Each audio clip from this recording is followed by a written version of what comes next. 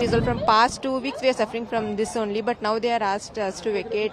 So we are vacating and we are looking for the place to stay. We ask them to give a permanent solution for this because it will be very tough handling the children, all those things. जैसे हमारे को 3 o'clock हमारे को information मिला कि केंद्रीय Bihar colony में लगभग 2 से 3 हजार के बीच में लोग फंसे हुए हैं और यहाँ पे कुछ बोट की आवश्यकता है। यहाँ पहुँचने के बाद देखा तो यहाँ का काफी नाइट में कुछ दिख नहीं रहा था।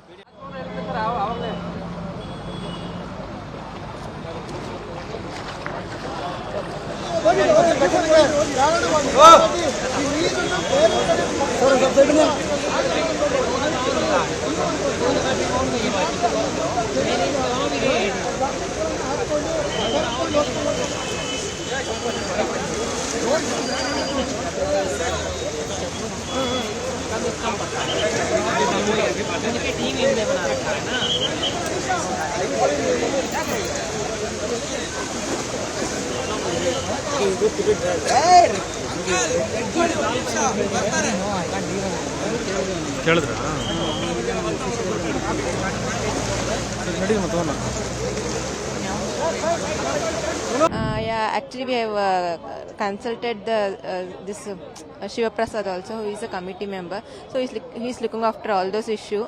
But still not yet, it's not been resolved. From past 2 weeks we are suffering from this only, but now they are asked us to vacate. So we are vacating and we are looking for the place to stay. It is very difficult to look a place to stay also because so many people are there. It is so tough keeping the children. So we are looking like I asked them to give a permanent solution for this because it will be very tough handling the children, all those things. Yeah, from past, especially from past 2 weeks, frequently it is getting flooded. And they have raised next to Kendriya Vihar, they have raised by 5 to 10 feet of the field with the leveled up. So it is causing flooding in KV. The MC is doing the great work, but still they can't help. There's something that you talk about the kind of and the governance that the government, how it is looking after these kind of situations. No, on emergency basis they are helping us, but there is no permanent solution yet. सबसे पहले हम आपको बताना चाहते हैं हमारी NDRF की team जो है यहाँ से रहती है लगभग 1 किलोमीटर दूर है और जैसे हमारे को 3 o'clock हमारे को इन्फॉर्मेशन मिला कि केंद्रीय बिहार कॉलोनी में लगभग 2 से 3 हजार के बीच में लोग फंसे हुए हैं और यहाँ पे कुछ बोट की आवश्यकता है। तो हमारी टीम 3:30 पे रेडी हो गई और हम लोग यहाँ पे पहुँच गए और यहाँ पहुँचने के बाद देखा तो यहाँ का काफी नाइट में कुछ दिख नहीं रहा था। तो ऐसी सिचुएशन में कैसे हैंडल किया जाए पूरा नाइट में देखना भी और अंदर में फिर भी हम लोग देखे और यहाँ पे कमिश्नर सर से बात हुई। आधा घंटा बाद कमिश्नर सर आए, उनसे डिस्कस हुई, फिर अंदर गए, अंदर टार्च बुला करके और माइक से अनाउंसमेंट किया कि अगर कोई इमरजेंसी में कोई आना चाहता है तो हम लोग उनको बचा सकते हैं। कुछ लोगों ने बोला नहीं था कि डे टाइम में होने के बाद ही हम उनको वो लोग आना चाहेंगे।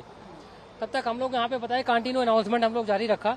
बाकी हमारी यहाँ पे 3 टीम यहाँ पे काम कर रही थी। इसी के बीच में बताया गया कि यहाँ से 3 किलोमीटर दूर एक और इमरजेंसी है, लगभग 200 to 300 लोग और भी फंसे हुए हैं कहीं पे।